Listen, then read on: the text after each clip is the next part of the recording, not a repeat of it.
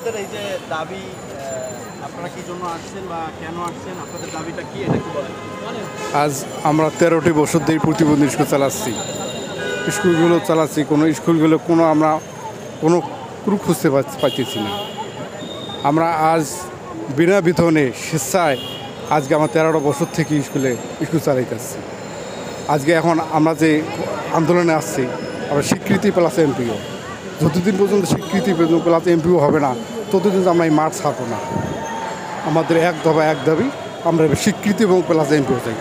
এবং প্রতিটি স্কুলে বিগত বছরে যে সরকার চলো কোনো কিছুই করেনি। আজ আমরা জানি ইনশাআল্লাহ আমাদের সুরা হবে, ডক্টর ইউনূস নিশ্চয়ই একটা ফলাফল আমাদের দেবে, এটাই আমি বক্তব্য করতেছি। এই 13 বছর যে আপনারা বিনা বেতনে কাজ করলেন, শ্রম দিলেন, এই গত যে সরকার ছিল সে কোনো পদক্ষেপ গ্রহণ করে নাই, কোনো কিছুই করেনি। আপনারা কি এর আগে জানাইছিলেন? এমনি আসলে হ্যাঁ বাস্তবায়ন শুধু কথা দেয়, কোনো কথা রাখে না। দিন আগে বাস্তবায়নের কথা বলছিলেন? বলছে হ্যাঁ সামনে দিতেছি দিচ্ছে না। হবে আন্দোলনটা মানে গত যে সরকার গেছে একে কখন জানিয়েছিলেন আপনারা? আজকে 4টি বছর আগে আমরা বলছিলাম যে হ্যাঁ হবে কিন্তু হচ্ছে না। আমরা না কোনো পদক্ষেপ নির্বাচন হ্যাঁ কোনো শুধু হ্যাঁ নির্বাচনের পরে দেবে, কিন্তু কথা দিয়ে নেই। আমরা আজ অনীহার মধ্যে চলতেছে, আমাদের পেটে ভাত নেই। আজ আমরা খুব নিদারুণ দাবি দেওয়াটা কি এটা একটু বলেন। বিষয়টা হচ্ছে কি যে সারা বাংলাদেশে বিভিন্ন জেলা এবং উপজেলা পর্যায়ে এই যে ঝরে পড়া যে সমস্ত মানে প্রতিবন্ধী আছে, অটিজম যারা বলে, এই অটিজমদের শিক্ষা এবং তাদের সমাজের মূল ধারায় ফেরত আনার লক্ষ্যে বিভিন্ন লোকরা দানবীর প্রকৃতির লোকরা প্রতিবন্ধী স্কুল নির্মাণ করেছে। সেই প্রতিবন্ধী স্কুলে ভালো শিক্ষকরা যোগদান করেছে, কিন্তু তারা দীর্ঘদিন ধরে হলেও তারা কোনো এমপিওভুক্ত হয় নাই। এমপিওভুক্ত না হওয়ার ফলে তাদের পরিবার নিয়ে তাদের সংসার চালানো খুব কষ্ট হয়ে যাচ্ছে। এই জন্যই সারা বাংলাদেশে প্রতিবন্ধী স্কুলে যারা কর্মরত শিক্ষক আছে তাদের দাবি একটাই, যে তারা যদি এমপিওভুক্ত হইতে পারে, যদি তারা কিছু টাকা পয়সা সরকারের থেকে পায়, তাহলে তারা সমাজ ভালোভাবে তাকে জীবন এবং জীবিকা রক্ষা করতে পারে। এই আছে তাদের মৌলিক দাবি।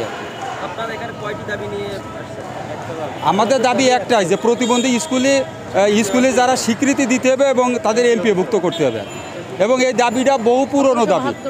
এ ধরনের কত শিক্ষক আছে সারা বাংলাদেশে আপনাদের মতো, যারা তাদের চলার জন্য যে অর্থ পাচ্ছে না, যে আপনারা স্বেচ্ছায় যে শ্রম দিচ্ছেন?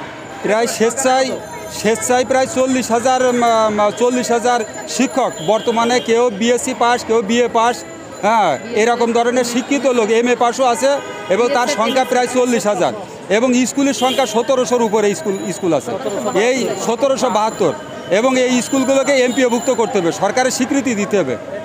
এই স্কুলগুলো করার যে প্রক্রিয়া, সেই প্রক্রিয়া কি আপনারা মেইনটেইন? প্রক্রিয়া মেনে নিয়েই মন্ত্রণালয়ে কাগজপত্র জমা দেওয়া হয়েছে, এবং মন্ত্রণালয় তারা ইন্সপেকশনও করেছে, তদন্ত করেছে। সমাজ কল্যাণ মন্ত্রণালয় তারা এটা ইন্সপেকশন করেছে, তদন্ত করে তদন্ত রিপোর্টও জমা দেওয়া হয়েছে, কিন্তু বছরের পর বছর অজানা কারণে এটা ঝুলে আছে, মন্ত্রণালয় কোনো স্বীকৃতি দিচ্ছে না। সর্বশেষ আপনারা গত যে গভর্নমেন্ট ছিল, এই সরকারকে আপনারা কি ধরনের জানিয়েছিলেন আপনাদের, যে আমাদের এটা করতে হবে?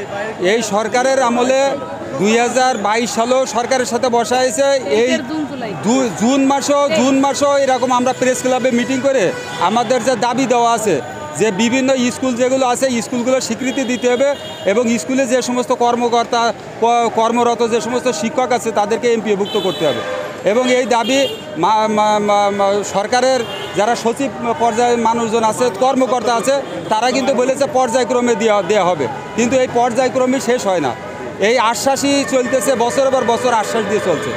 সেই কারণে আমরা চাই যে আমরা এই বৈষম্যের অবসান হোক, এবং যারা প্রতিবন্ধী স্কুলের সাথে যারা জড়িত আছে তাদের এমপিওভুক্ত হোক, এবং প্রতিবন্ধী স্কুলের স্বীকৃতি হোক, এবং প্রতিবন্ধী যারা আছে তারা সমাজের বোঝা নয়, তারা সমাজের মূল ধারায় তাদের ফেরত আনার তাদেরও একটা নাগরিক অধিকার আছে, সাংবিধানিক তাদের অধিকার এটা। ধন্যবাদ সকলকে।